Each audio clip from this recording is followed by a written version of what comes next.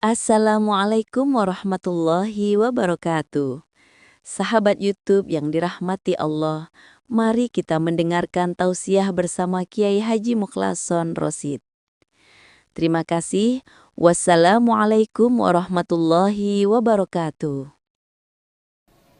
Kalau dunia ini keadaan gelap disebabkan tidak ada cahaya, maka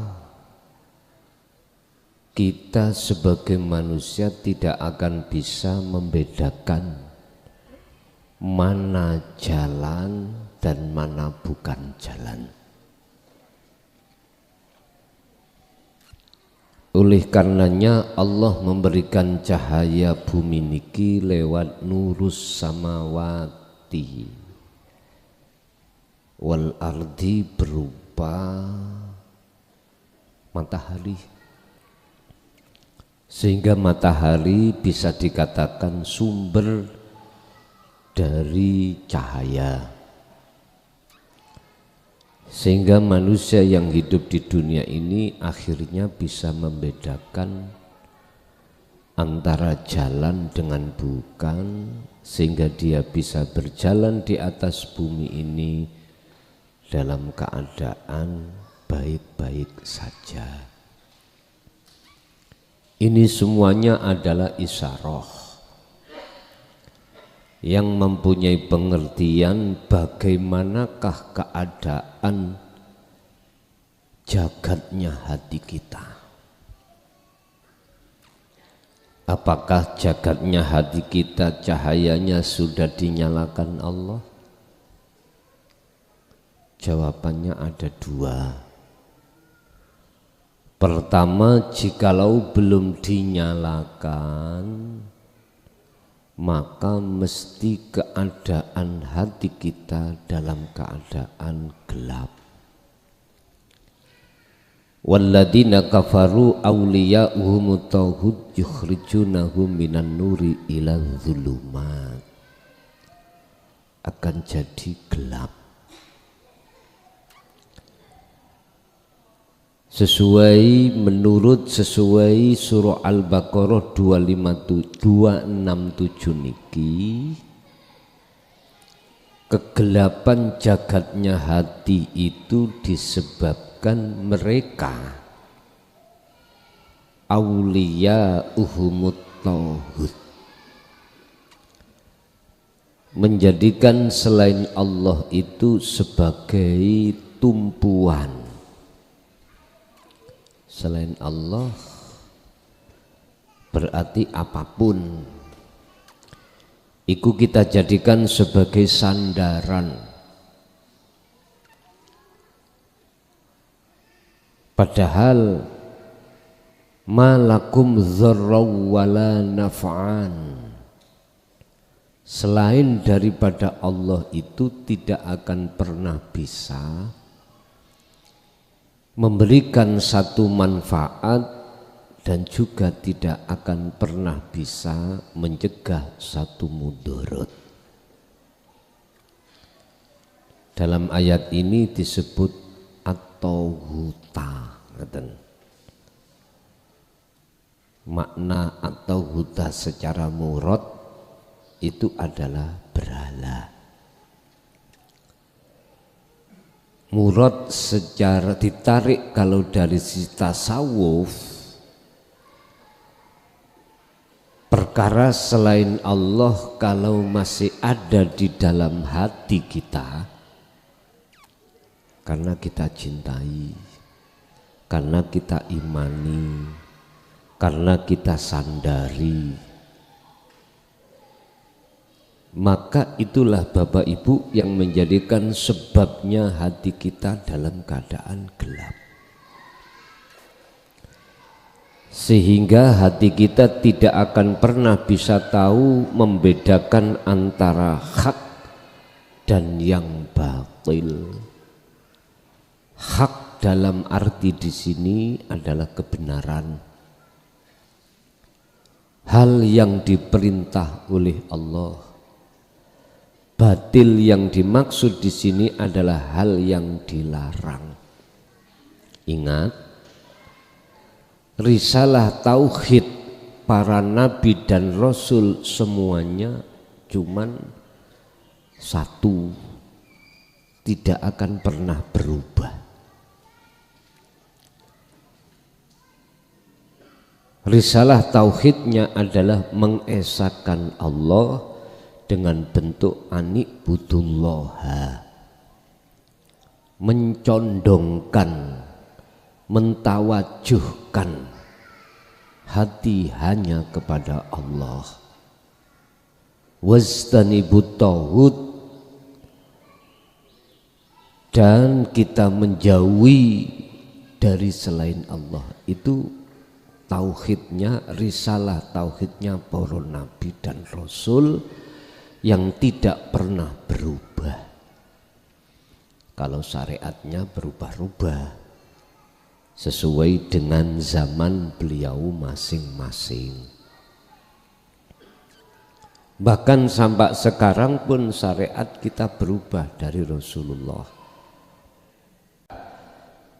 Di zaman yang modern ini sudah tidak lagi Pak naik unta, tapi naik pesawat. Artinya apa? Perubahan syariat iki janganlah kita perdebatkan, janganlah kita fanatikkan, karena semuanya akan pasti berubah. Istilah model baju dahulu, celana dulu yang bawah gober, zaman tahun berapa 70 itu celana yang di bawah niki gober Pak, arafikan terus. Sekarang beda lagi, beda. Sekarang yang lebih tren itu celananya bolong lah. Terus macam-macam. Zaman ketika zaman Belanda dulu nggak boleh santri pakai celana yang menyamai Belanda, harus sarungan. Sampai sekarang dilestarikan saudara saya di Madura, kemana-mana pakai sarung lah. Itu kan pesannya Mbah Hasyim Asy'ari. Biar enggak koyok londo, ngoten biyen. Sekarang berubah. Ada yang berganti lagi sholat pakai celana. Lah, perbedaan di antara perubahan syariat kulit ini enggak usah kita permasalahkan. Enggak usah. Mazhab Syafi'i, Hanafi, Hambali, Maliki nggih terkadang yo ada yang tidak sama dalam hal masalah ubudiyah. Enggak usah kita berdebatkan. Yang terpenting adalah kita mengutip satu hadis Rasulullah, utlubul ilma walau bisin. Carilah kamu sekalian ilmu walaupun adanya di negeri Cina. Artinya apa? Utlubu, ngapunten. Niki jenengan pakai jamak atau mufrad terserah. Sing jelas niki memakai jamak kebanyakan. Ada apa di balik ilmu ini?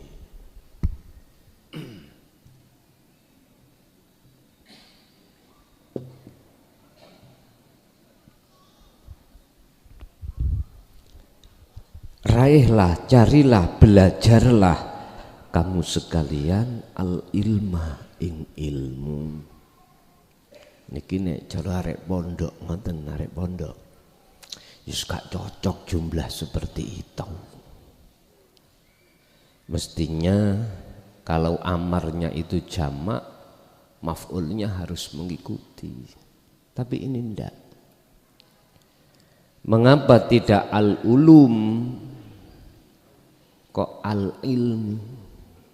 Ini kan mufrad, menunjukkan arti satu, ilmu. Kalau ulum cocok. Carilah kamu sekalian semuanya al-ilma ing ilmu. Loh, ini menunjukkan bahwasanya isaroh mana ilmu yang paling penting di antara beberapa ilmu yang banyak. Inilah Pak maksudnya tauhid. Karena hanya satu-satunya ilmu tauhidlah yang akan bisa mendidik hati kita untuk mengesahkan Allah. Sebab apa? Sebab ruhaniyah kita nanti yang akan menghadap Allah. Jasmaniyah kita dari tanah kembali ke tanah lagi. Makanya ibadah apapun kalau tidak dilandasi ruhaniyah dengan tauhid, ya nilainya itu ibaratnya itu ampiang. Ampiang itu nilai nilai. Cuman tidak seberat apa nilainya seseorang ketika ibadah rohaniyahnya itu jatuh pada ini wajhatu wajhiyah. Bapak Ibu hadirin rahimakumullah. Yang kedua, ada jagatnya hati itu sudah dikatakan hati yang terang. Karena apa? Karena nur makrifat itu Allah sudah nyalakan. Akhirnya ruhaniyah ini sebagai penduduk jagatnya hati akan bisa membedakan mana yang hak dan mana yang batil. Yang hak cuman Allah, selain Allah itu dimaksud batal. Ini. Untuk membahas hal itu, mari kita sama-sama masuk di dalam pasal 39. Qala musannifu rahimahullah.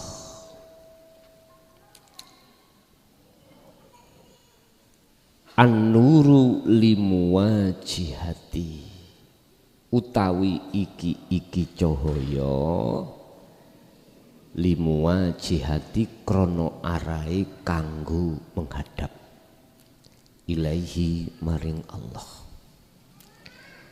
Cahaya iku penting, sing dimaksud penting itu untuk ruh ini bisa menghadap terhadap Allah dengan benar.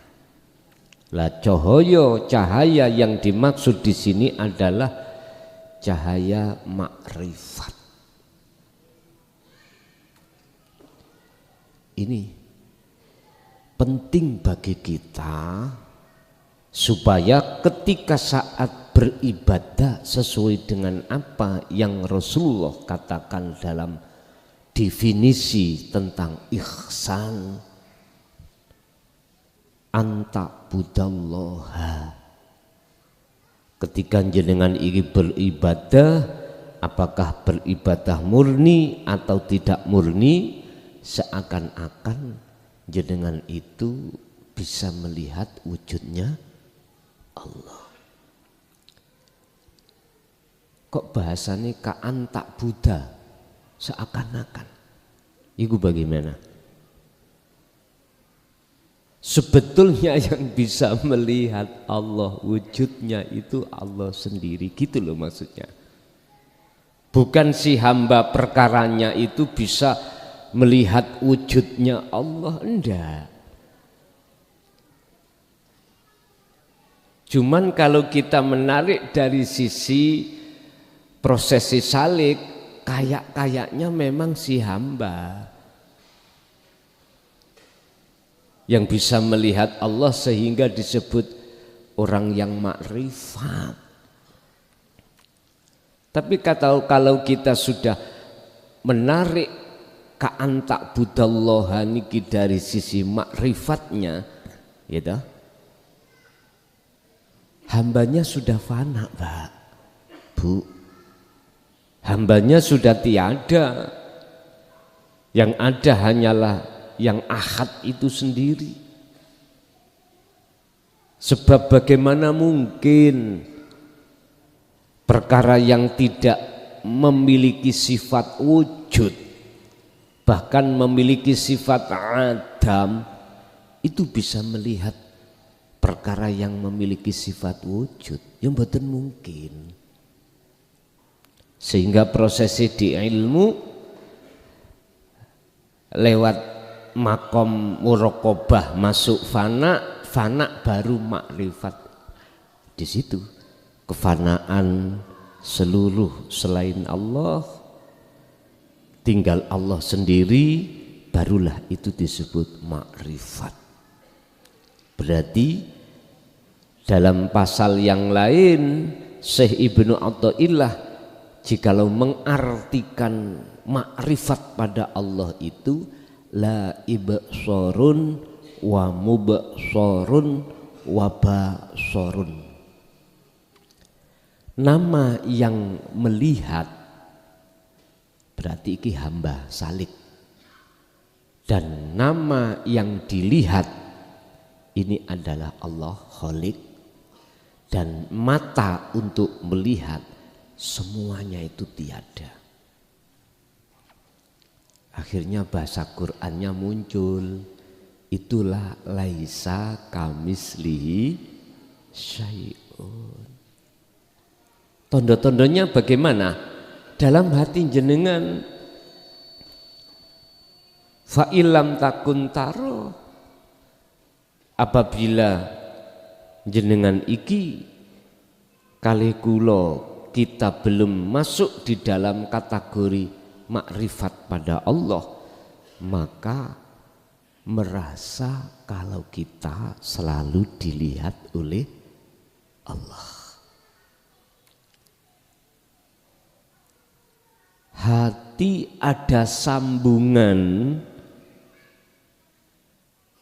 ada rasa iman. Kalau semua apa yang terjadi pada diri kita itu sumbernya dari Allah, maka inilah Pak yang dimaksud tadi.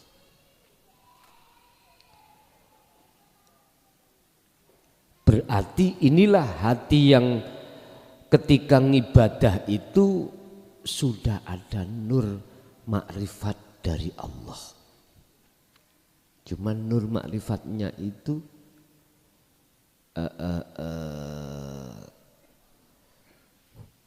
voltnya berapa? Volt kali listrik ini Pak, ampere sama dengan watt. Ngeten ta? Volt kali ampere sama dengan watt. Ngeten. Tinggal kita itu voltasenya berapa? 1110 atau 120, 122, bahkan ada 220 atau 240 ada Pak. Bapak Ibu hadirin rahimakumullah. Sekarang yang terpenting adalah bagaimana cara ketika saat jenengan ibadah, hati ini ada sambungan langsung pada Allah. Ada wasilah yang menjadikan hati ini tidak mengakui kalau semua apa bentuk unsur ibadah itu dari kita, bahkan merasakan semua dari Allah. Loh, ini ada kaitannya dengan nur makrifat.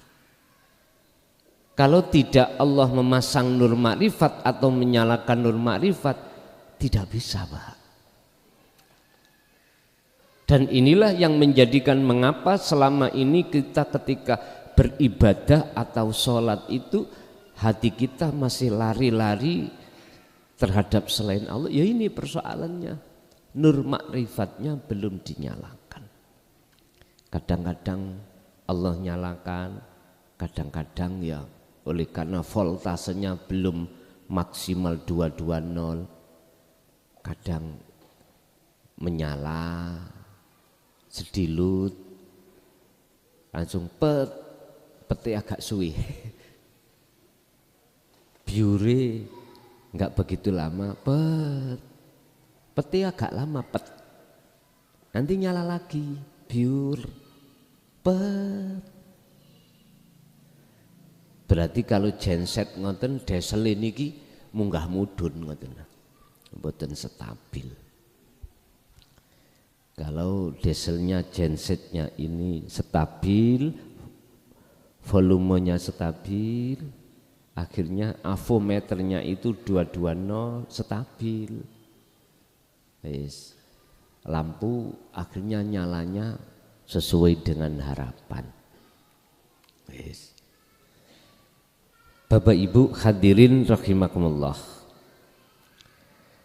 Sekarang yang terpenting bagaimana cara untuk menstabiliserkan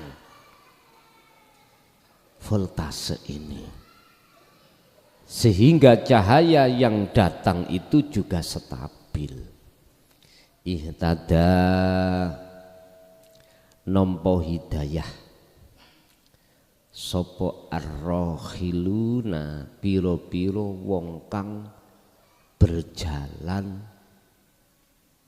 menuju ilaihi maring Allah. Ar-rohil itu bisa disebut as-salik, orang yang masih dalam perjalanan. Berarti cara diesel nanten ya, ini masih dalam proses memberikan solar, menyiapkan ban kipasnya untuk memutar sing ngetokno listrik iki sanyu, kok sanyu napa? Dinamo. Tadi dinamo niku kan nanti akan berputar digerakkan oleh diesel. Ini masih dalam perjalanan. Dalam rangka berjalan kemana? Ilaihi, mendekat dan bertemu Allah. Ibarat diesel untuk mencapai tujuan padang. Berarti setrumnya dinamo nanti bagaimana caranya bisa mengeluarkan cahaya. Untuk cahaya kalau sound system ya untuk sound system. Piye carane itu mriku? Olehnya si salik bisa sampai pada Allah, ibadahnya itu bisa sampai pada Allah bi anwarit tawajjuhi, kelawan butuh piro-piro cahayane madhep. Lah cahayanya madhep miturut salik niki, cahayanya madhep itu adalah nur makrifat. Lah nur makrifat akan Allah hadapkan atau nyalakan di dalam hatinya si salik jikalau si salik selalu berzikir. Yang dimaksud berzikir di sini adalah menyadari bahwasanya segala hal apapun yang timbul dan muncul pada seluruh makhluk termasuk si salik itu bersumber dari Allah. Wallahu khalaqakum wa ma ta'malun. Hati sadar, dalam hati kita menyadari segala apa yang timbul dan muncul diri kita itu dari Allah. Apakah keinginan irodah. Apakah kudrat, kekuatan dalam hal melihat, dalam hal mendengar, kekuatan dalam hal berbicara, kekuatan dalam hal berjalan, kekuatan dalam hal bernafas, detak jantung dan lain semua sebagainya tanpa kecuali. Nyadar kita, hati kita. Bentuknya nyadar apa? Bisa merasakan kehadiran wujudnya Allah sebagai isim fa'il, sebagai sang pelaku, bukan kita. Inilah proses-proses untuk mendapatkan nur tawajuh itu di sini. Maksudnya nur ma'rifat itu di situ, Pak. Tidak harus kita berzikir itu dalam kondisi khusus, artinya khusus tanpa jasad ini tidak melakukan sesuatu. Enggak, apapun jasad keadaannya bisa dilakukan zikir yang kumaksud tadi, zikir kesadaran tadi. Kalau bahasa Qur'annya itu zikir ada bil lisan atau jari, bil qalbi atau disebut siri, bisiri. Lah niki kalau di dalam Al-Qur'an secara muhakamah itu zikir itu tingkatannya 3. Bil lisan, bil qalbi, bisiri. Untuk membedah bisiri niki lho, mohon maaf, iki ulama ahli tasawuf banyak yang berhati-hati. Artinya banyak di antara ulama ahli tasawuf itu tidak mau membuka tentang rahasia di dalam bisiri niki, mboten patek purun. Mengapa demikian? Karena beliau-beliau itu mengambil hukum lebih berhati-hati. Sehingga kadang-kadang kalau ditanya beliau tentang isi di dalam siri itu, bahasanya beda. Beliau mengikuti dasar hikam 201 kalau nggak salah. Kalau kau tanya, jangan tanya orang lain di tempat umum. Sana tempat khusus di rumah. Jadi face to face ngeten, Pak.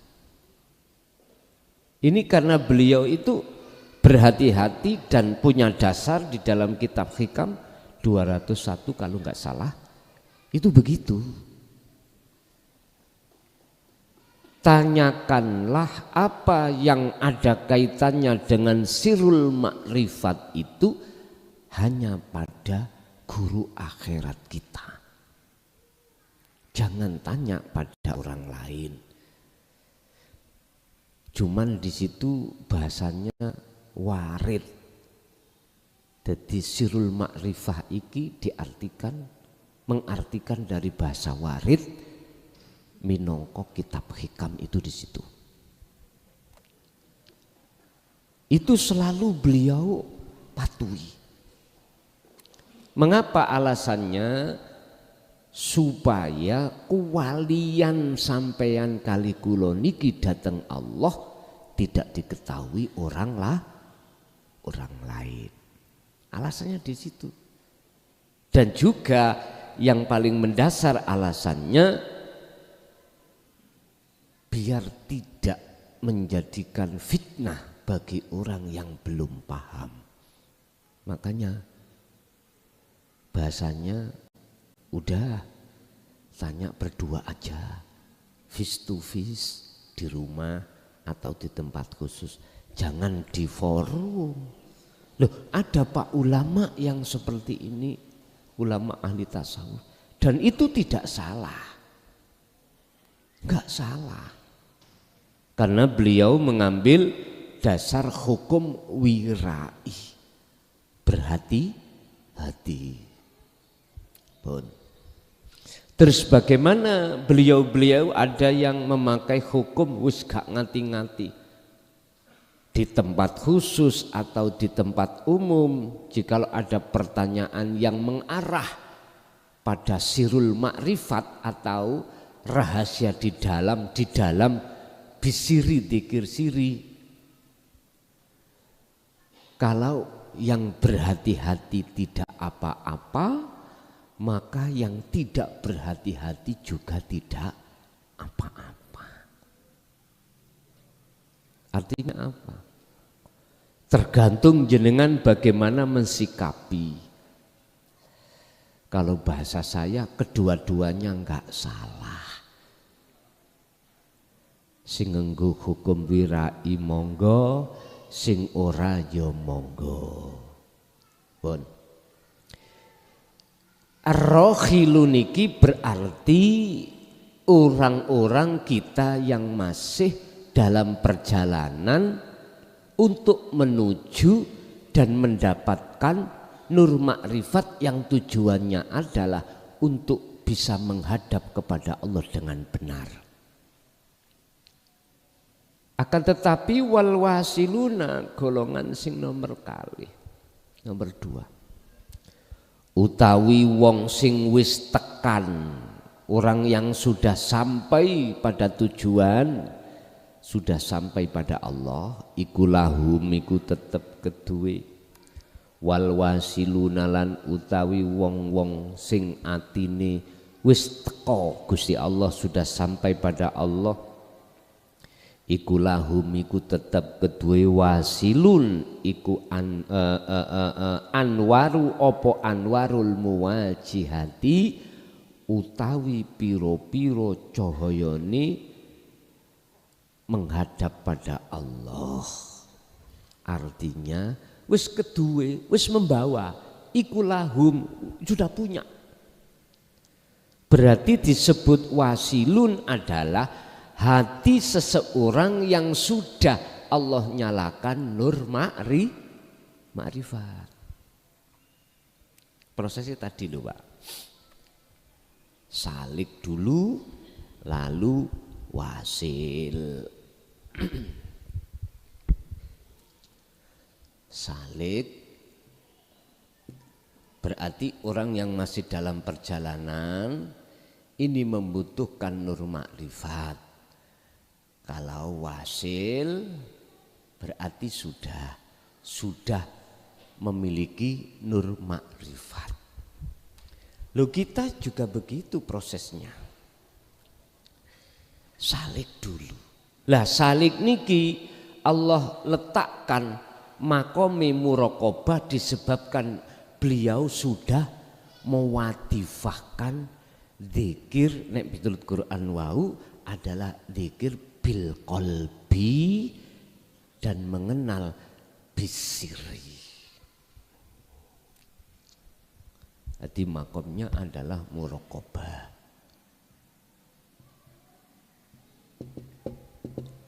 Karena beliau sudah mengenal zikir bil qalbi dan bisiri. Bil qalbi niku kan diucap di hati. Kalau menurut Quran ya, kalau menurut umum jari siri sirul asrar fana'u dzikri. Kalau menurut Quran cuman 3. Bil lisan, bil qalbi, bisiri. Bilisan maksudnya diucapkan di lisan. Apakah lewat tahlil, lewat tahmid, lewat syukur. Ini disebut dzikir. Atau bahasa sederhana lisan mengucapkan alhamdulillah, subhanallah, atau Allah.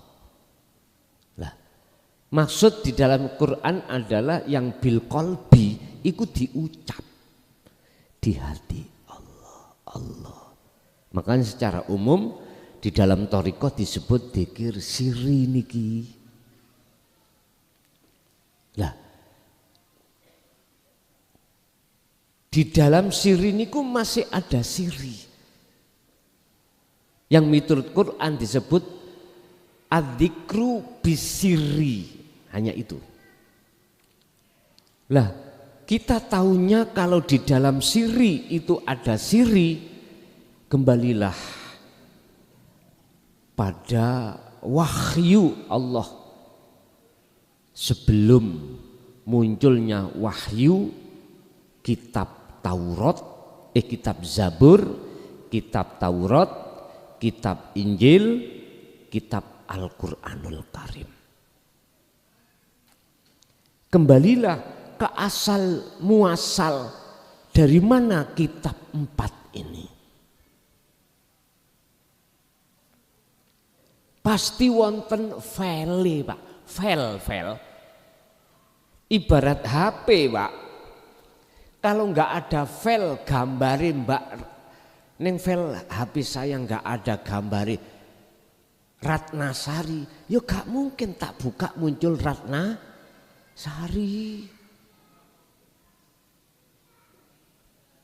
Filenya Al-Quranul Karim, filenya Injil, filenya Taurat, filenya Zabur. Ini yang menjaga file itu hanya Allah dan tidak berubah. Tidak berubah.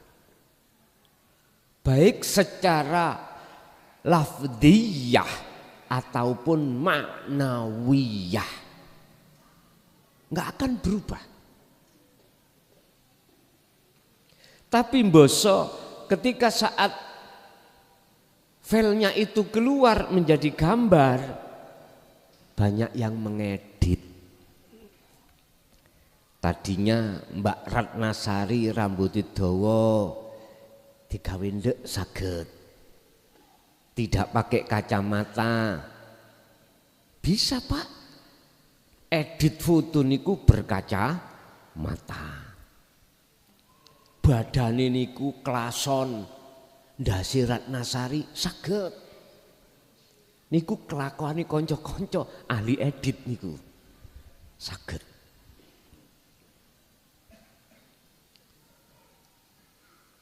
Ada satu pertanyaan. Apakah wahyu Allah namanya Zabur iku gak sempurna? Sempurna. Kalau sempurna, mengapa tidak memakai Zabur aja? Kok muncul Taurat ketika saat kerasulan beda? Mengapa tidak kitab itu aja? Mohon maaf, karena Zabur sampun diedit oleh orang-orang yang tidak bertanggung jawab. Makna dari perwahyu Allah niki sudah dialihkan maksudnya. Udah disempurnakan Taurat. Kalau Taurat wahyu Allah itu sempurna, mengapa harus muncul Injil? Yes, karena diedit. Berhubung file niku sudah ada aslinya, tidak ada makhluk satupun yang bisa merubah karena yang menjaga hanyalah Allah. Maka ketika saat beberapa kitab itu ada perubahan dari sisi makna, maka digantilah Allah lagi Injil. Sama sampai muncul Al-Quran. Sekarang tinggal pertanyaannya, maksud daripada wahyu per wahyu dalam Al-Quran yang datangnya berangsur-angsur terhadap kanjeng Nabi Muhammad, apakah sampai zaman ini sudah ada upaya yang mengeditkah? Ikut jawabannya tergantung panjenengan masing-masing. Dari sisi lafdiyah Susah jenengan edit. Karena apa? Banyak yang hafid, banyak yang hafidoh. Wong saya sendiri sering Pak salah baca. Dari sisi lafdiahnya, sehingga ada ulama di Jawa Timur, tepatnya di Malang, itu sering mengingatkan saya. Memang itu yang kuharapkan. Ada koreksi. Dari Malang, kadang kula di WA, Gus keliru harokate iki. Di WA, kula matur suwun sanget ngoten niku. Iki dari sisi lafat. Tapi sisi maknawiyah tidak akan bisa berubah. Artinya sisi maknawiyah niki kula jaga. Karena munculnya maknawiyah itu dari dalam, kalau lafdiyah itu dari luar. Namanya luar nggih sering lupa. Yono salai. Bapak Ibu hadirin, yang jelas Al-Quran ini juga ada upaya golongan-golongan yang mengartikan wahyu itu tidak sesuai dengan maqasidul a'dham atau makhlus syahidnya. Makanya umat Islam diperintahkan mengapa? Untuk belajar nahwu sorof, untuk belajar ilmu bayan, ilmu mantek, ilmu balaghah, itu supaya bisa memahami wahyu Allah. Yang wahyu Allah itu Pak nyuwun sewu, cara bahasa ngono lugatnya niku sangatlah baligh. Cara sastra ngoten tingkat tinggi. Contoh, kita masuk ayat pertama bismillah. Itu aja sastrane wis enggak mampu ahli kitab kaum kafir Quraisy untuk dikumpulkan ahli kitabnya itu menyamai arti daripada bismillah. Boten mampu satu ayat pun. Yang ditampilkan iku asma atas nama Allah dengan menyebut nama Allah. Itu beda Pak. Kalau kita memaknani bismillah dengan menyebut nama Allah, itu substansinya kita masih di makrifat isim atau nama. Nama Rabbi, nama Tuhan kita, Rabbina Tuhan kita itu Allah. Tapi kalau kita artikan atas nama Allah, beda. Niki nanti endingnya dengan atas nama Allah itu lari kepada siapa yang memiliki nama Allah itu loh, itu loh. Belum lagi kita menggali Ar-Rahman, menggali Ar-Rahim. Insyaallah. Makanya ini alhamdulillah kami sudah selesai mensarah hikam niki, kami tambahi makolahnya niku sekitar 9. Asalnya kan 275 ya kalau nggak salah ya. Saya tambahi 9 dengan bahasa yang paling sederhana, tidak memakai bahasa sastra. Harapan saya supaya mudah dipaham. Tapi matannya saya tidak keluar dari aslinya, matannya tetap. Cuman saya artikan dengan bahasa yang mudah dipaham, itu aja. Ini alhamdulillah kami sudah masuk pada pembahasan Al-Quranul Qadim. Kembali kepada dzikir bisiri. Inilah maksudnya di dalam sir itu ada sir, kami buka yang namanya Sirul Asror. Memang tidak ada secara tulisan otentik di dalam Al-Quran, secara Al-Quranul Karim Sirul Asror enggak ada. Apalagi Fana'ud Dzikri. Sirul Asror dan Fana'ud Dzikri itu hasil dari bedah tauhidnya la ilaha illa anta dan tauhidnya la ilaha illa ana. Niki masalahe kula nggih ditakoki Sirul Asror iku dzikir napa ning Quran ora enek. Wis memang Al-Qur'anul Karim tidak kita temukan tulisan seperti itu. Tapi coba sedikit aja jenengan masuk di dalam filenya iku Al-Qur'anul Qadim ketemu. Dan filenya itu ada di hati panjenengan. Pun. Fal awalu mongko utawi golongan sing pertama yaitu salikin atau rohilun iku lil anwari iku tetap kedue piro-piro cahaya. Artinya membutuhkan cahaya, Pak.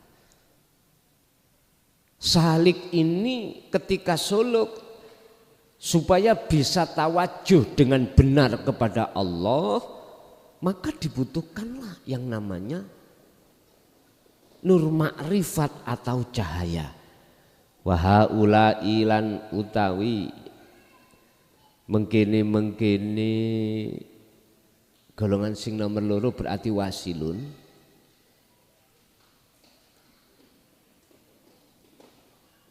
Iku al anwaru utawi piro-piro cahaya iku lahum kedue mereka li annahum krana sak temene mereka iku lillahi la syai'a dunahu.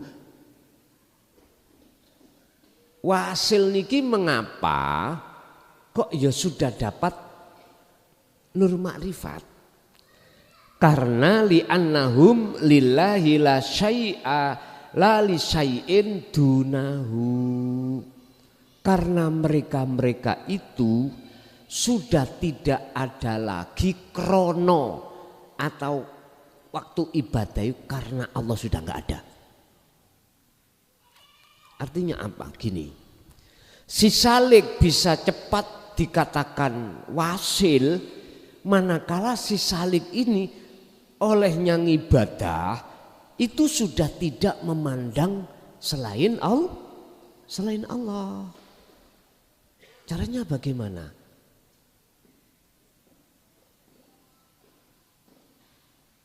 Jenengan kalikula sebagai salik itu harus tekun mujahadah zikir sirul asrar.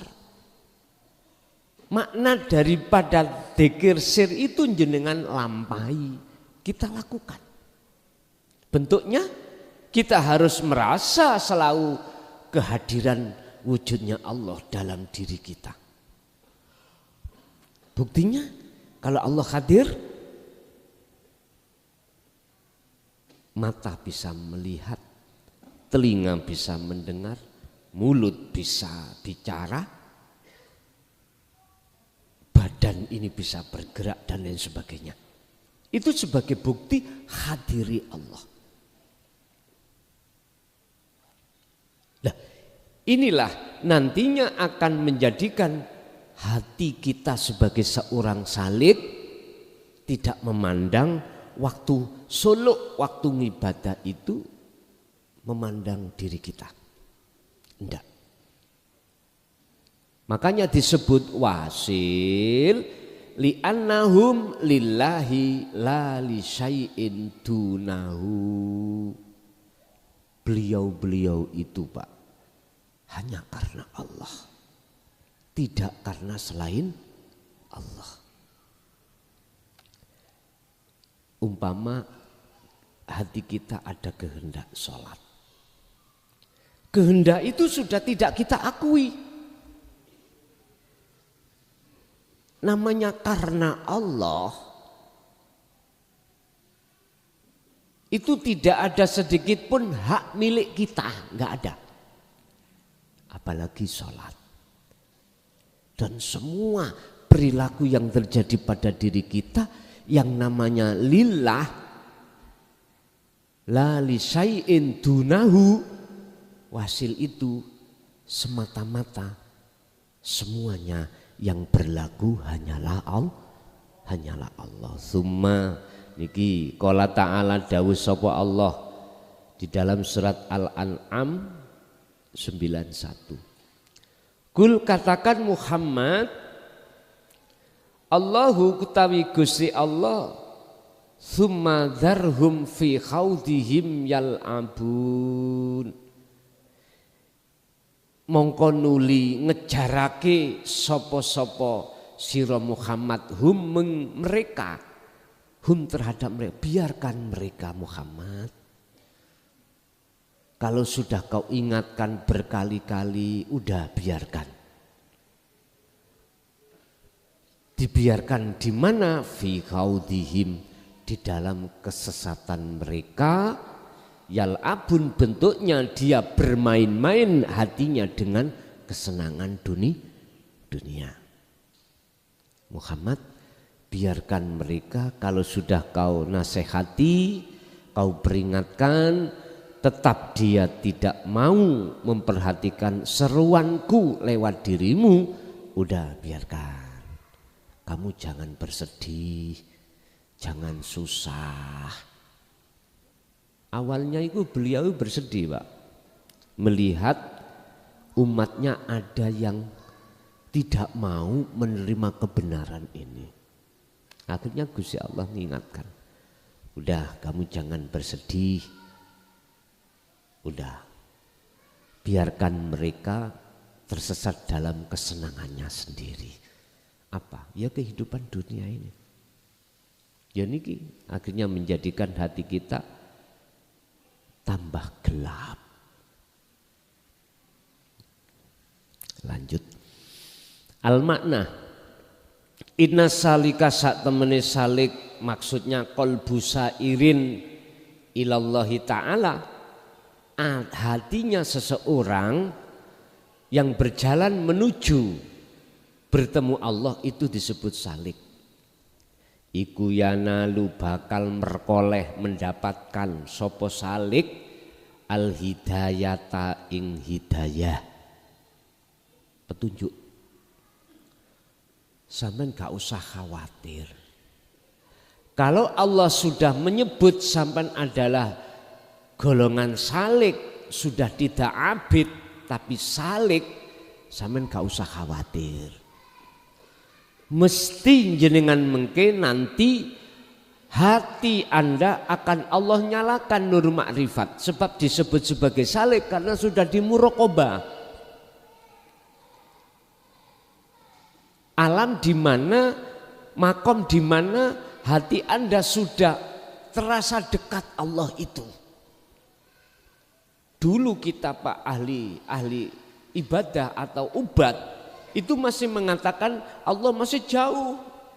Di sana di sab langit 7 arsana. Jauh. Sekarang sudah tidak. Allah yang selalu melayani kita, al-awwalu wal akhiru wal zahiru wal batinu. Jenengan sudah merasakan bahwasanya Allah itu sudah dekat dari diri Anda dikarenakan jenengan sudah dibukakan pintu tauhid la ilaha illa anta. Ini yang maksud sirul asrar itu di situ. Disebut salik yanalu, bakal oleh merkoleh mendapatkan sopo salik al hidayata ing petunjuk wal ma'rifata wanurul ma'rifati lan cahaya makrifat. Berarti ini Allah sudah jamin. Qala dawuh sapa Allah fi suratil Al-Ankabut ayat 5. Janjine Allah, mangkana yarju liqa Allah fa inna ajalallahi la'at. Barang siapa yang hatinya ada keinginan untuk mendekat pada Allah, ini disebut salik, fa inna ajalallahi la'at, maka sesungguhnya Allah berjanji dalam waktu yang sudah Allah tentukan pertemuan itu terjadi. Berarti sebelum pertemuan terjadi, prosesnya nur makrifat sudah Allah nyalakan. Ida salama, dengan catatan tatkalane ngono nyelametake. Ida salama tatkalane slamet nyelametake sopo asaliku. Sekedap. Min jami'il umuri sulukihi.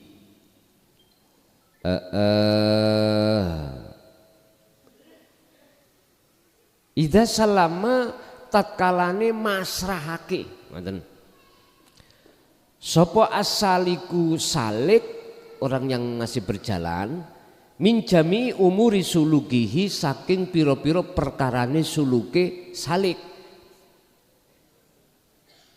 diserahkan terhadap siapa? Lillahi ta'ala, maring Allah ta'ala, fi maqamil muraqabati, ing dalam waktu ning maqam muraqabah. Artinya ketika salik niku berzikir sirul asror, maka di su'aul basiroh rasa itu salik itu wajib untuk menyerahkan semua persoalan yang ada kaitannya dengan suluknya. Gambarannya menyerahkan bagaimana? Ketika hati si salik mempunyai keinginan suluk di dalam ibadah, murni atau tidak murni, dilepas. Tidak ngaku-ngaku bisa punya kehendak. Terus melakukan kehendak berarti suluk, berarti dzikir. Si salik pun tidak boleh untuk ngaku-ngaku. Itu namanya ida salama, menyerahkan.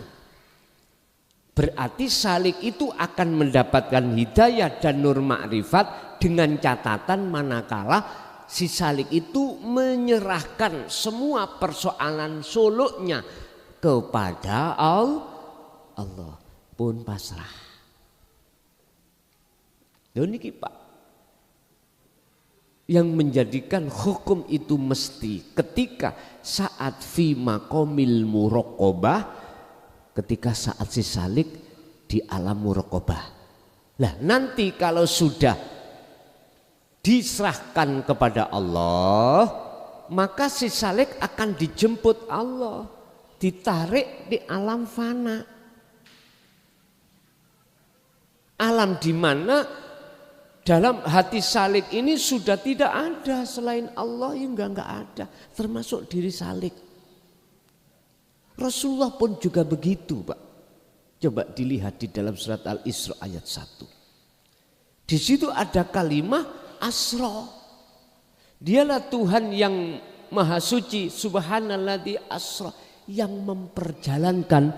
Artinya Rasulullah itu tidak merasa bisa berjalan sendiri, diperjalankan.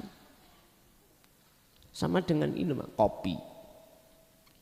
Bisakah kopi ini sampai pada mulut saya? Ayo, enggak bisa. Harus ada yang menjemput. Karena kopi statusnya la haula wala quwata.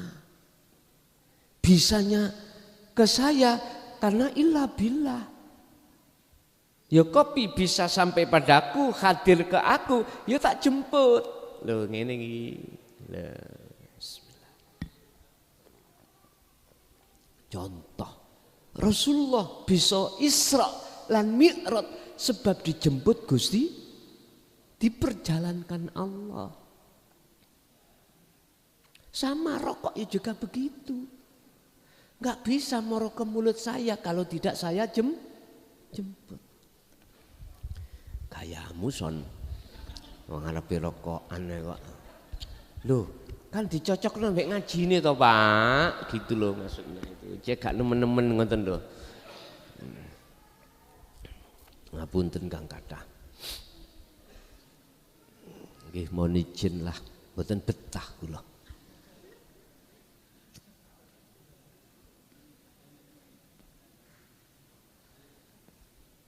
Lan jenengan umpama ngaji nang Mbah Husen po.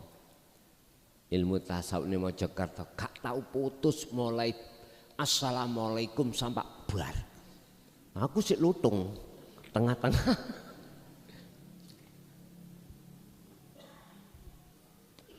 Pun Bapak Ibu,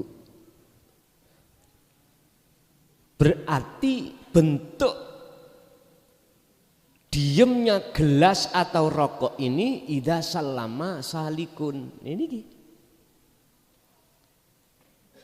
bentuk seperti gelas inilah jenengan kali kula namanya idza sallama tatkala ketika saat panjenengan sudah serahkan pada Allah, berarti diam, nggak bisa apa, merasa tidak apa-apa, nggak bisa apa-apa. Sehingga ketika bisa apa-apa, hati sampean connect terus Allahnya, Allahnya, Allahnya, semuanya. Inilah bentuk pasrah itu. Jaminannya yanalu al-hidayata. Mesti dapat hidayah, petunjuk datang Allah, wa nurul ma'rifati, ya cahaya makrifat mesti dinyalakan. Sama diseliku nek gak pasrah mboten saged muni. Disel niki.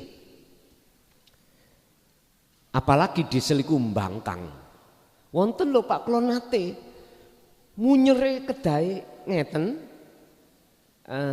dari kiri ke kanan. Lho ngoten lho. Oleh nyelenger keliru. Kula pernah dulu. Roda gilane iku muter kuwalik. Terus namanya selenger, mboten coplok. Wih yo wis kadung muni bang. Kula nanti dulu kan tahun 95 sampai 2000 kula niki tukang sound system, jujur mawon. Dulu saya menyewakan sound system. Asalnya nggih kula kursus elektro. Nggih kula bikin manual sak muni-munine taun iku Pak nyun sewu. Sewan niku nggih terop kursi sound system sak desel pinten 190.000 rupiah. Tapi saged damel tumbas beras waktu niku sak monten niku. Sampai tahun 2000 kula niki. Niku nggih sambel mulang ngaji ning pondok. Dereng tauhid, dereng sik syariat. Nahwune tasik ndugi Alfiyah Ibnu Malik. Mancik Jawahirul Maknun di stop Gusti Allah. Stop. Ngajine leren. Akhirnya kangen ngaji tauhid. Hadi santri-santri tekan pindah. Wis pindah. Ngaji nang liya tutukno nahwune. Wonten sinang Lirboyo, wonten sing nang Pari, Ringin Agung, Sumbersari, terserah. Aku gak mulang awakmu ngaji kitab saiki. Mulang wong tuwek. Lha Gusti Allah ngengken ngoten. Kula mikir, wah iki nggih perkara iki. Gak lidok. Betul akhirnya apa? Kontroversi, Pak. Masya Allah. Pun iku sejarah. Bapak Ibu hadirin rahimakumullah. Si salik wajib statusnya seperti gelas atau statusnya seperti rokok, ngetrapno la haula wala quwata illa billah. Cara hadise, cara Qur'ane wa ma ta'malun, segala apa yang dilakukan oleh makhluk iku hati harus merasakan, meyakini sumbernya hanya Allah. Pun.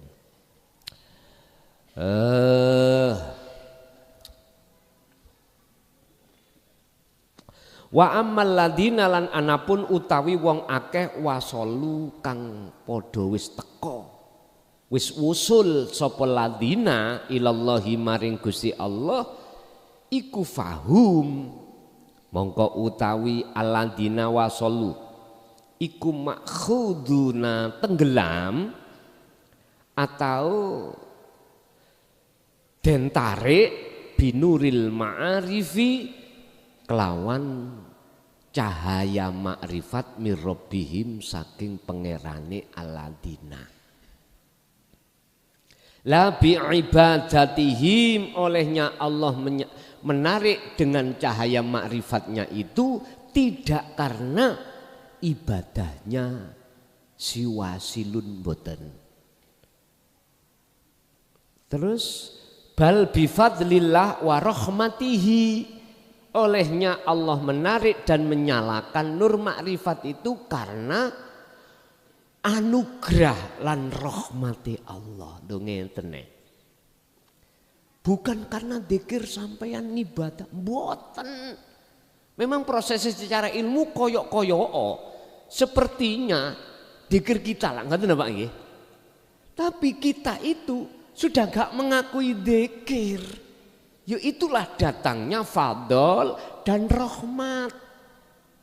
Makanya Allah menarik ruh itu lewat nur makrifat itu karena fadl dan karena rahmati Allah, bukan karena ibadah kita. Bukan. Umpama kita ibadah, kalau kita sudah tidak mengakui ibadah kita berarti milik Allah toh? Milik Allah. Yaitu munculnya rahmat atau fadli Allah, anugerah Allah. Anugerah dan rahmat inilah yang kumaksud nur makrifat. Yang nur makrifat ini wis mesti diseleh di dalam hatinya si salik sehingga dikatakan wusul. Sama dengan surat Al-Fajr. Gusti Allah kan manggil salik toh, ngeten manggili. Ya ayyatuhan nafsul mutmainnah. Irji'i ila rabbiki, kembalilah kau pada Tuhanmu. Radiyatan mardiyah. Mardiyah ini Pak tidak akan diberikan Allah terhadap kita manakala jenengan belum melaksanakan radiyah. Mardiyah tidak akan diberikan jikalau jenengan tidak radiyah. Apa radiyah? Ikhlas melepaskan perkara selain Allah di dalam diri kita. Kita akan bisa kembali kepada Allah jikalau radiyatan kita ridho kekasih yang kita cintai selain Allah kita pegat. Ngerti kita pegat? Kita firok. Kita pisah. Cinta kita kan macam-macam Pak. Bojo. Dunyo brono. Selama hati kita masih mencintai selain Allah itu jangan harap. Hati lo bukan jasmani lo Pak nggih. Hati pun salah paham. Mungkin mantuk salah paham. Dek minggat, nak minggat, dunyo diinggat. Mboten niku maksud kula. Hati jenengan ketergantungan terhadap seorang garwa, anak, harta benda lepaso. Apa yo enggak angel secara fisik masih ketemu. Terserah Pak. Sebenarnya Allah mendatangkan garwa itu ada litas kuno. Lah ngoten nggih. Azwajal litas kuno nek ningali Quran. Nek ningali Quran datangnya seorang suami, istri, anak, harta benda semuanya itu adalah Tidak untuk menghalangi hati jenengan, nggak bisa menghalangi hati sampean kali kula datang Allah. Manakala Anda tidak mencintai gitu loh. Tapi jikalau hati kita mencintai terhadapnya, kembali kepada mereka ini, ya justru menjadi hijab Pak, penghalang. Akhirnya banyak di antara kekasih Allah dulu sebelum jadi wali, belum jadi wasil, dia kan menjadi salik, pertapa. Dia tinggalkan Pak, anak, istri. Karena alasannya apa? Kalau campur nggak bisa hilang, angel. Dulu. Lah sekarang, lo Allah itu yo ning jerone garwa, yo anak, yo dunya brana. Malah tastati ru'yatahu wa huwa wujudullah. Apa yang tidak bisa mata dohir melihat, itulah wujudnya Allah. Contoh, niki HP. Mata saya bisa melihat wujudnya, ya toh? Terus mana yang tidak bisa mata saya melihat HP, selain HP mana yang tidak bisa kulihat? Itulah wujudnya Allah. Ma bainahum. Ma bainahu, ya kiwa tengen iki. Wa huwa wujudullah, itulah wujudnya Allah. Paham mboten? Dong nggih, niki laisa kamislihi sayun. Niki sing dimaksud wa nahnu aqrabu ilaihi min hablil warid. Ya ini yang dimaksud fa aina man tuwallu fa thamma wajhullah. Bapak Ibu, ma utawi apa iku latas tati ora bisa nyawang, ora bisa sapa sira ru'yatahu ing ningali ma iku fahuwa wujudullah, itulah wujudnya Allah. Mana yang mata ini tidak bisa melihat sesuatu, ya sesuatu itu wujudnya Allah. Nek HP bisa, alam dunya ngeten iki, papan, meja bisa. Terus mana yang tidak bisa dijangkau oleh mata dohir? Itu bisa dijangkau dengan mata hati.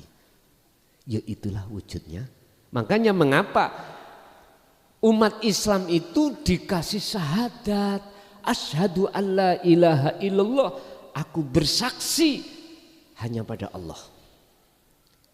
Tidak ada Tuhan yang kusembah, tawajuh, kecuali berarti hati wajib menyaksikan meripatnya hati itu wujudnya Allah, bukan wujudnya dunia. Kalau wujud dunia kita saksikan dengan mata fisik.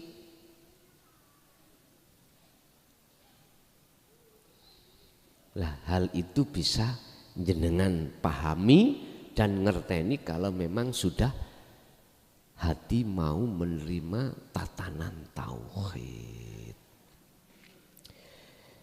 Idan dumadaan asaliku utawi salik iku yadhabu budalan sapa salik ila alamin nuril ma'arif maring mendapatkan ngalam nuri makrifat. Iku salik. Jadi salik dikatakan salik, mereka itu dalam rangka menuju mendapatkan nur makrifat. Niki salik. Tapi wal wasilu lan utawi wong sing wis sampai, wong wis tekan disebut wasil. Iku maghmurun, wong sing tenggelam fi nuril ma'arifi, ing dalam nur makrifat. Sebab apa? Li annal wasila kalau sak temene wong sing wis tekan ilallahi maring Allah iku qalbuhu tawi atine wasil iku tahirun wis bersih mingkul lima saking perkara apa, bersih sangka apa, mingkul lima saking saben-saben perkara siwallahi kang sakliyane Allah taala. Mengapa yang namanya wasil itu tenggelam di dalam nur makrifat, kalau salik itu masih mencari? Karena wasil itu hatinya sudah bersih dari perkara selain Allah. Berarti bagaimana caranya salik bisa bersih? Itu tadi dikron kathiron. Wis terus sampai berzikir terus tanpa mengenal waktu dan tempat atau keadaan.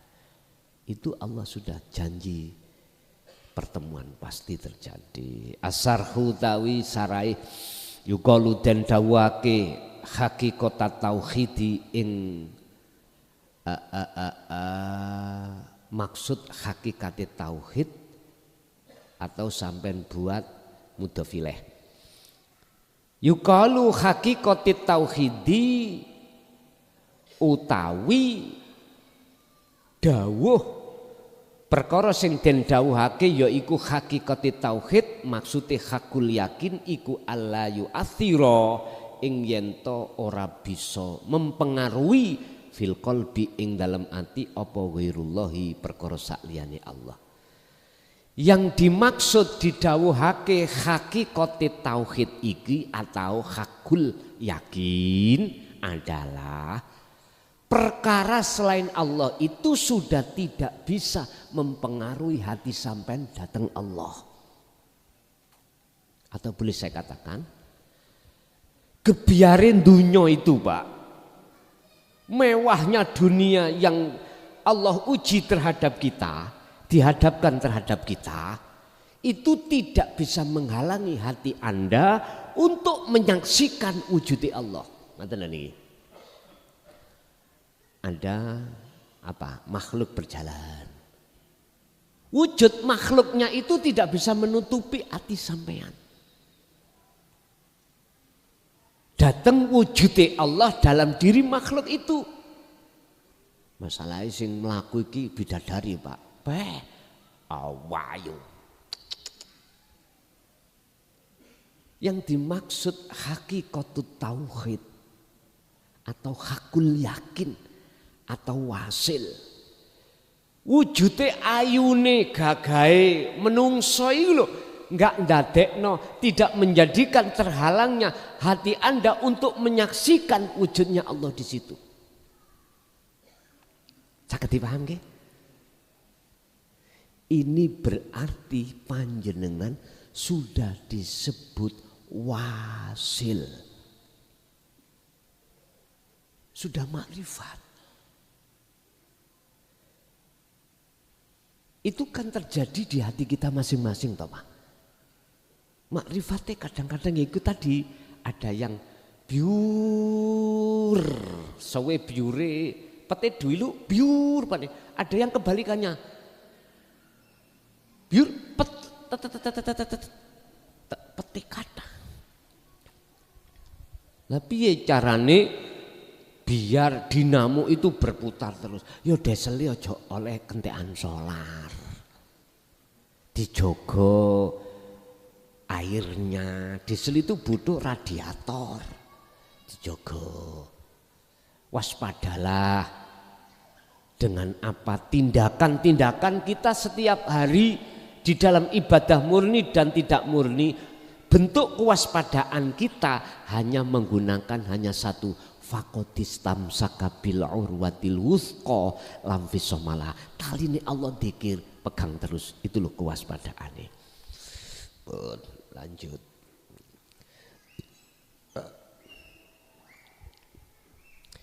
Idan dumadaan ida ro'atat kalani nyawang opo alqalbu ati au sa'aro utawa ngeroso opo kolbun bitakthiri ghairillahi kelawan pengaruhi sakliyane Allah fihi ing dalam kolbun fahuwa mongko utawi takthirul taksiri ghairillah iku laibun perkara-perkara sing guyon wahidaun tipuan nipu wanifakun bujuk Jadi ketika hati melihat atau merasakan gebiarin dunya iku sebetulnya nipu bujuk. Berarti wujudnya selain Allah semuanya itu nipu. Gebiarin dunya nipu. Wa mal hayatad dunya illa mata'ul gurur. Wa mal hayatud dunya illa mata'ul gurur. Tidak ada sebetulnya keenaan gebiarin dunia. Dunia itu illa mata'ul gurur, kecuali menipu. Artinya menipu ya apa Pak? Ngeten. Asli niki senes wujudin dunya. Iki nek pun Allah zahir, Allah batin lho nggih. Tapi Allah batin dulu. Allah batin dulu, kita lihat Allah dalam diri kita dulu. Artinya gini. Apa iman yang mendorong dalam hati kita bahwasanya kita yang melakukan itu loh tipuan. Maksudnya itulah tipuan. Lah ben gak ketipu bagaimana? Yo hati sampean harus menyaksikan siapa sebenarnya itu. Salik tasik dereng saged. Apalagi abid. Mboten bisa. Salik iki sik kadang maju mundur. Tapi kalau wasil iman yang seperti apa yang dikatakan lataduna ini sudah enggak ada. Karena Allah menjelaskan di dalam surah Yunus ayat 62, ala inna auliya Allah la khaufun alaihim walahum yahzanun. Hati yang tidak punya khawatir, gelisah, rasa takut, kecuali hanya Allah, mereka adalah yang sudah disebut kekasih Allah. Fa inna kulla rojain, mongko sebab sak temene saben-saben kekarepan pengharapan li ghairillahi maring sak liyane Allah iku syirkun, hukumi syirik. Niki syirik khafi.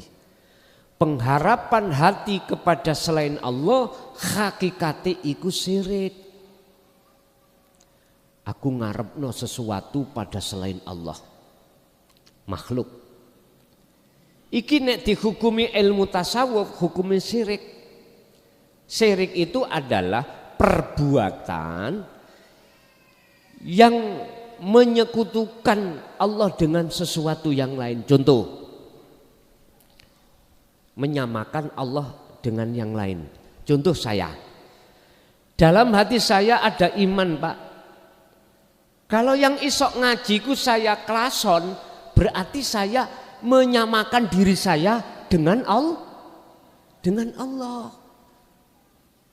Lembut nggih niki? Lembut. Dalam hal apa?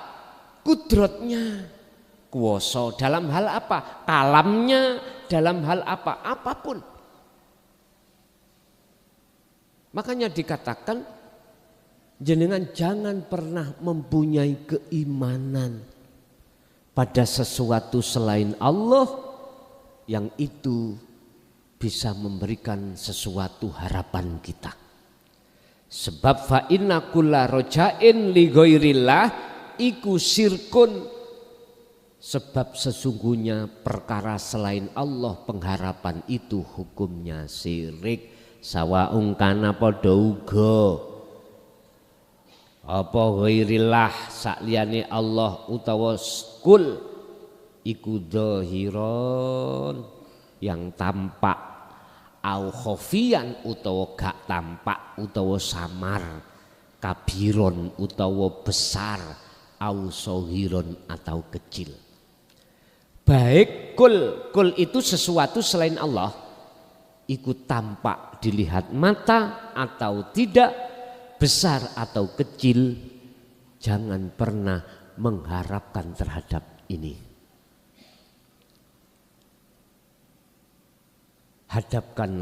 Mengharapkanlah hatimu hanya pada Allah. Caranya bagaimana? Hadaplah siapa di balik kulun iki. Siapa di balik HP ini, di kiri, di kanannya, di depan, di belakangnya, di atas, di bawahnya, di dalam, di luarnya. Yaitu yang sing dimaksud tawajuhkan hatimu terhadapnya. Ini untuk melatih dan memakrifatkan Allah batin. Nanti kalau sudah Allah batin cetok, wis langsung Allah dohir. Wis Gusti Allah sendiri yang memahamkan jenengan. Awas keliru lho ya. Terkait Allah dohir lho ya. Tak elingna. Gak keliru sebab sampean wis krungu.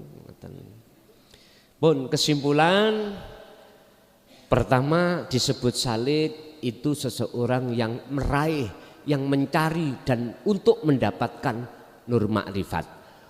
Disebut wasil adalah orang yang sudah tenggelam di dalam nur makrifat. Cara salik untuk bisa menjadi wasil kuncinya satu, wadzakarallaha katsiran. Oke Bapak Ibu, sampai di sini fasal ini kita bahas. Untuk selanjutnya monggo barangkali ada yang ingin bertanya, kami persilakan.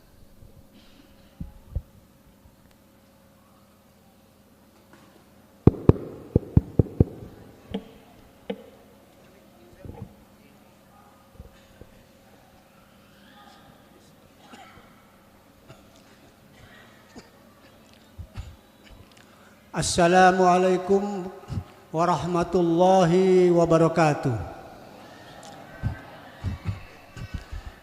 Kepada Gus Mukhlason yang kami hormati dan kepada semua para hadirin yang hadir pada majelis pengajian pada malam hari ini yang kami hormati. Kami ingin mengutarakan dua pertanyaan kepada Gus Mukhlason dan kami mohon penjelasan dan keterangannya. Yang pertama, apabila si salik sudah mengalami liqa'illah atau bertemu Allah di alam musyahadah, apakah hawa nafsu atau iblis masih mengikuti? Sebagaimana penjelasan panjenengan bahwa alam musyahadah adalah wilayah steril di mana hawa nafsu dan iblis tidak bisa masuk. Kami mohon penjelasannya Gus Mukhlason, mohon maaf. Dan yang kedua, saya pernah mendengar penyampaian seorang guru mursyid mengatakan sebagai berikut. Tanpa membuka kunci Ismul Adzam, semua ilmu tidak bakal jadi.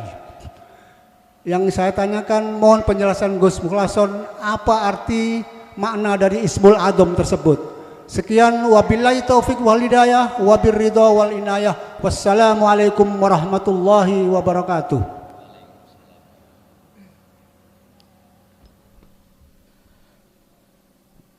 Salik ketika sudah wusul, detik-detik di makom musyahadah, pasti nafsu tidak akan bisa masuk. Kok bisa? Karena sudah tidak berlaku wujudnya makhluk. Baik makhluk manusia, makhluk hewan, tumbuh-tumbuhan, malaikah, bahkan iblis atau nafsu sudah tidak berlaku. Karena dikatakan wasil atau sudah sampai pada Allah, yang ada hanyalah Allah. Kecuali diturunkan lagi. Kalau diturunkan lagi, inilah yang dimaksud Kanjeng Nabi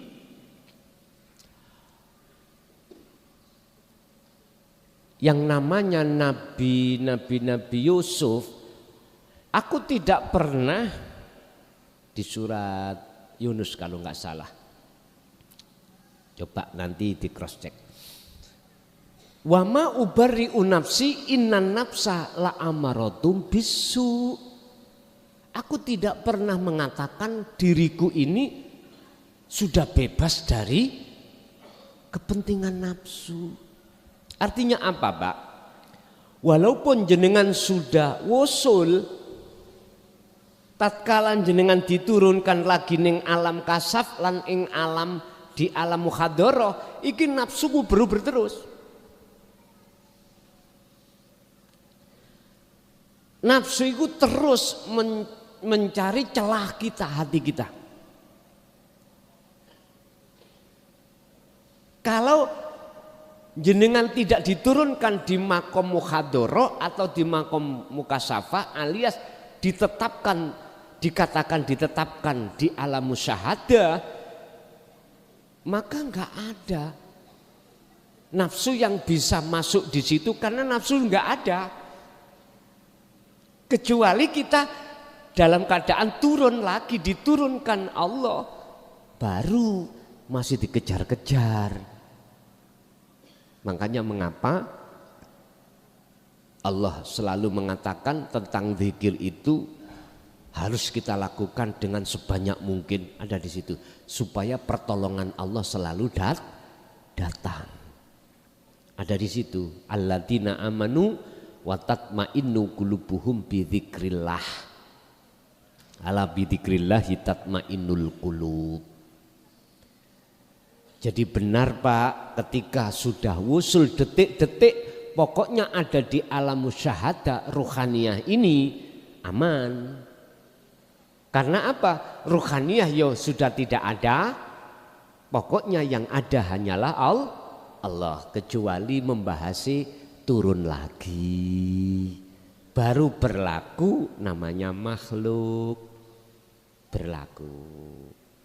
Pun itu yang pertama. Yang kedua tentang kunci Ismul A'dham. Barang siapa yang belum mendapatkan kunci tersebut tak akan bisa sampai pada Allah. Apa sih maksud Ismul A'dham itu? Kalau kita lihat dari secara lughat, nama yang termulia. Pundi nama yang termulia? Yaiku nama sing gak iso disebut nama. Asmaul Husna ada 99. Mulai Ar-Rahman, Ar-Rahim sampai As-Sabur. Itu diakhadiahkan di dalam nama Allah, sehingga disebut Ismul Jalalah. 99 ini dicecep atau disedot oleh nama Allah Jalalah. Secara maknawiyah, secara maknawiyah yang dimaksud Ismul A'dham hanyalah ini. Tapi bukan nama. A'dham itu maksudnya sesuatu yang tidak bisa kau sebut. Caranya bagaimana jenengan tidak bisa menyebut? Kalau ini kan bisa disebut Allah. Lah ngerti nggih? Karena kita masih ada. Kalau kita sudah tidak ada, bisa menyebut Allah? Enggak bisa, Pak. Oleh karena kita masih merasa ada itu loh, akhirnya kita bisa menyebut. Lah maksud A'dham di sini bukan sebuah tulisan, sesuatu yang tidak bisa kau sebut. Anda tidak akan bisa menyebut kalau Anda sudah fana.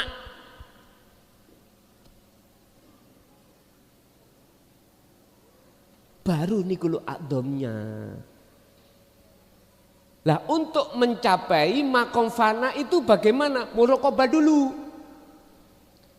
Habis muraqabah fana barulah ma'rifat. Itu prosesnya. Makanya sarujuk dengan pembahasan malam hari ini atas pertanyaan Ismul A'dham tersebut.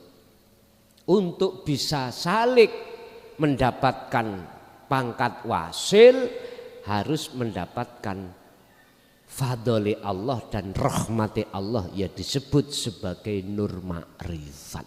Untuk bisa sampai nur ma'rifat dinyalakan dalam hati, berzikirlah terus menerus. Caranya berzikir, si salik harus idza salama, harus masrah nih semua persoalan suluknya, zikirnya terhadap Allah. Demikian sekilas info. Lanjut.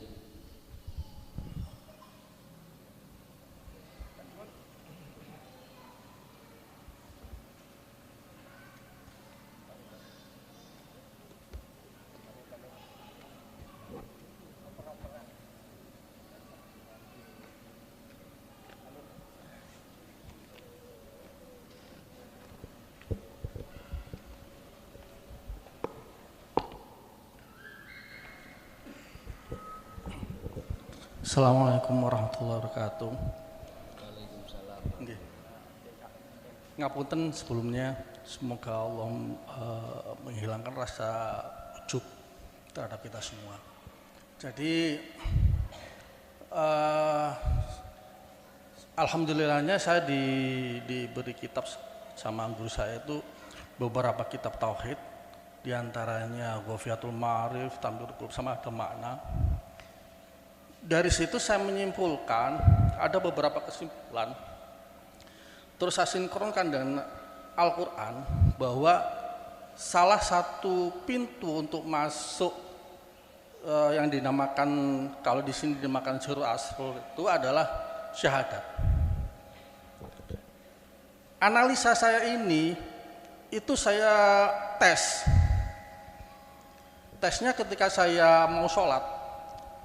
Saya bersyahadat secara lisan, asyhadu alla ilaha illallah, tapi hati saya bahwa segala sesuatu itu adalah Allah sendiri. Muhammadur Rasulullah, bahwa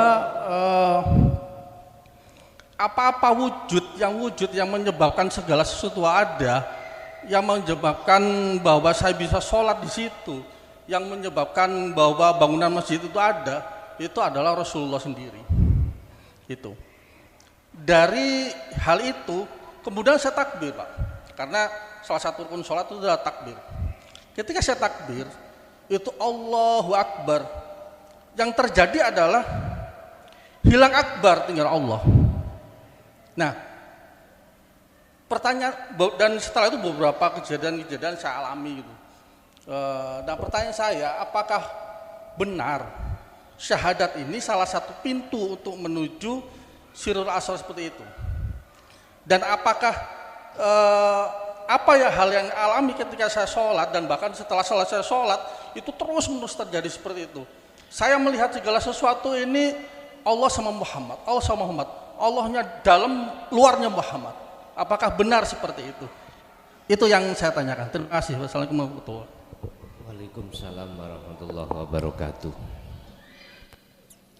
Ketika si salik betul-betul mengamalkan maksud daripada syahadat asyhadu alla ilaha illallah, baik secara syariatnya dibaca di lisan, lebih-lebih secara hakikatnya di hati, menghadapkan diri kepadanya, bertawajuh. Apakah ini bentuk proses Sirrul Asrar menuju fana'ud dzikri atau menuju nur makrifat sampai ke musyahadah? Betul.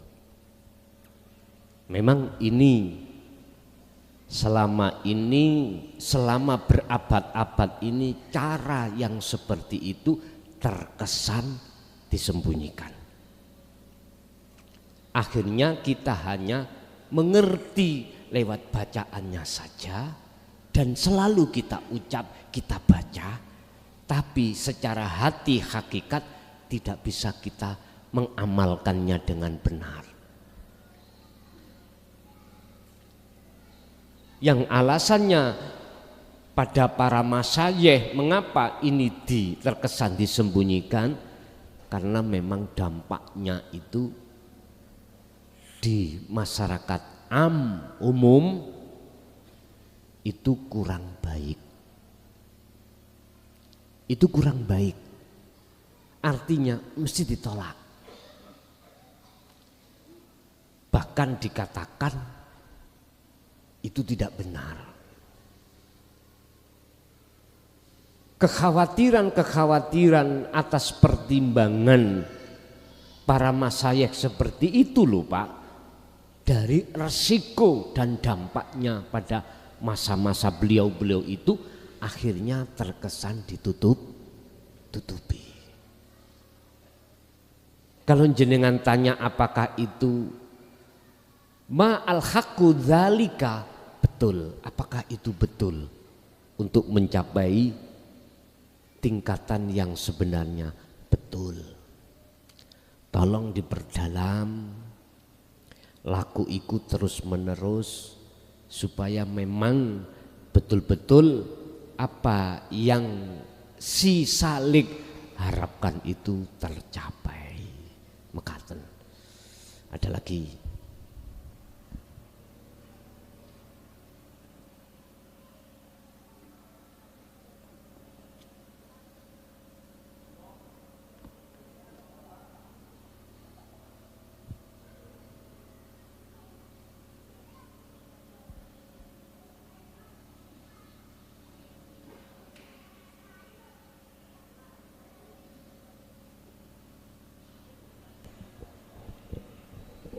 Assalamualaikum warahmatullahi wabarakatuh. Bapak Yai Gus tadi telah menyampaikan segala yang muncul dan yang timbul semua dari Allah Subhanahu wa taala. Sedangkan yang timbul dan muncul itu kadang-kadang maksiat dan taat atau bagus dan buruk. Jadi apakah yang bagus dan yang buruk atau maksiat yang taat itu semua dari Allah? Dan juga kita sering dengar kalau yang maksiat itu datangnya dari manusia, sedangkan yang taat datangnya dari Allah Subhanahu wa taala. Sehingga kita masih gamjur atau mungkin gitu. Terima kasih. Ma kullu syai'in minallah sawa'un kana khairon au sayyi'an. Betulkah perkara apapun itu datangnya dari Allah, baik perkara baik, bagus maupun taat atau maksiat? Ini jawabnya tergantung. Kalau dari golongan ampa punya dasar, kalau taat baik ikut dari Allah, kalau jelek maksiat dari nafsu kita sendiri, dan itu benar miturut golongan kita yang ada di am. Sebab apa? Sebab golongan kita di am itu masih memandang makhluk, baik wujudnya, kehendaknya, ataupun perbuatannya dan lain sebagainya. Tapi bagaimana miturut orang yang sudah Allah masukkan di golongan khos? Beda jawabnya. Jawabnya apa? Khairihi wa syarrihi minallah. Tapi mohon maaf, ini belum bisa diterima golongan kita yang masih di am loh Pak ya. Mohon maaf. Mengapa beliau ini khos ini kok mengatakan baik taat maupun maksiat itu datangnya dari Allah? Karena beliau itu hanya menyaksikan Allahnya, sedangkan selain Allah bagi orang-orang yang khos itu sudah tidak ada. Cuman perlu biar niki sinkron, kita harus bahas tentang kronologi. Kronologi dulu. Prosesnya mengapa orang khos mengatakan buruk ataupun jelek, taat ataupun maksiat Iku datangnya dari Allah. Gini, memang asli sebetulnya antara si A dengan si B, gitu aja. Si A diletakkan Allah melakukan taat, si B melakukan maksiat. Allah menghendaki dan menggerakkan baik si A ataupun si B laku taat dan maksiat, itu ada alasannya. Apa alasannya? Allah menggerakkan si A laku taat itu dikarenakan atiullaha wa atiur rasul. Allah menggerakkan si B laku maksiat karena kebalikan ini. Jadi ahli khos iku memandang sebenarnya siapa sang penggerak, tidak memandang siapa yang digerakkan. Dasarnya pun di ahli khos itu la haula wala quwata illa billah. Itu cara hadis. Cara Quran surat As-Saff ayat 96, wallahu khalaqakum wa ma ta'malun. Allah yang menciptakan ini semuanya. Dua-duanya. Wa ma ta'malun, dan Allah yang menggerakkan kedua-duanya. Apa yang dilakukan oleh mereka ini Allah yang menggerakkannya. Ini prosesnya. Orang-orang khos itu mengatakan bahwasannya baik yang dilakukan taat A atau dilakukan maksiat B itu sumbere sangka Gusti Allah. Tapi saya ulangi, ini belum bisa kita terima jikalau kita masih ada di golongan am. Lah apakah salah golongan am mengatakan kalau jelek itu dari nafsunya? Enggak salah. Karena apa? Karena posisi kelas kita masih memandang selain Allah itu ada. Itu Pak, nggih? Ada lagi.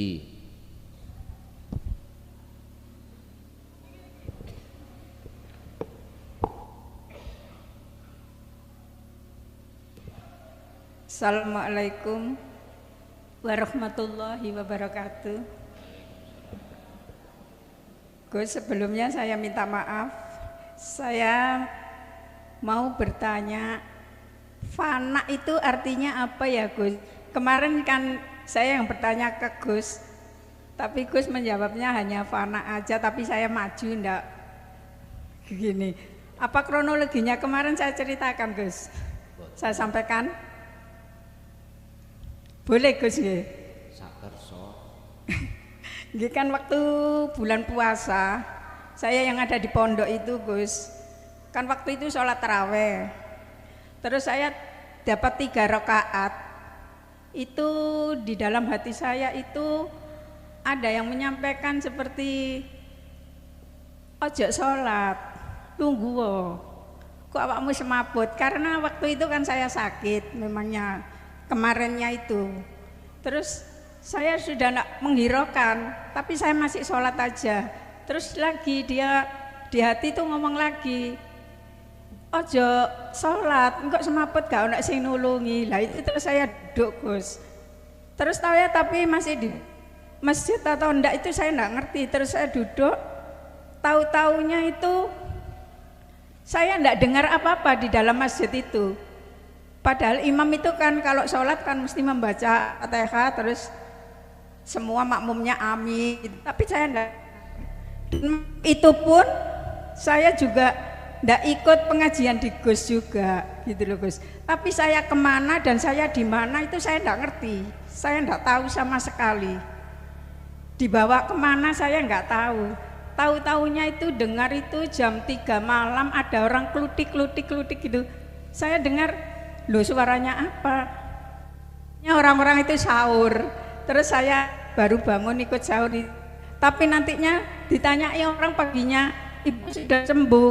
Loh, saya kena apa kok ditanya apa saya sakit apa enggak gitu, saya enggak ngerti Gus. Tolong Gus, tapi kemarin Gus menjawabnya itu fana Bu. Lah saya fana itu artinya apa Gus? Saya enggak ngerti Gus. Matur nuwun. Assalamualaikum warahmatullahi wabarakatuh. Waalaikumsalam warahmatullahi wabarakatuh. Fana niku kemusnahan, kehancuran. Tapi yang dimaksud bahasa fana di dalam ilmu tasawuf adalah diri kita sudah dihancurkan Allah. Makhluk, pokoknya selain Allah itu sudah musnah, hancur. Ini namanya fana. Miturut maksud ing dalam ilmu tasawuf, fana itu adalah kehancuran perkara-perkara selain Allah dalam hati panjenengan. Makanya jenengan iki ngalami sesuatu yang tidak jenengan ngerti. Ya wis gak eling apa-apa. Ya wis gak ngerti apa karena sudah nggak ada. Itu Bu maksudnya fana itu di situ. Lah kita diperintahkan untuk berzikir sirri. Maksud dalam Al-Quran bisiri itu di dalamnya siri itu mencapai makom itu, makom fana. Setelah itu baru Allah letakkan makom ma'rifat. Mekaten. Nggih, tasik wonten.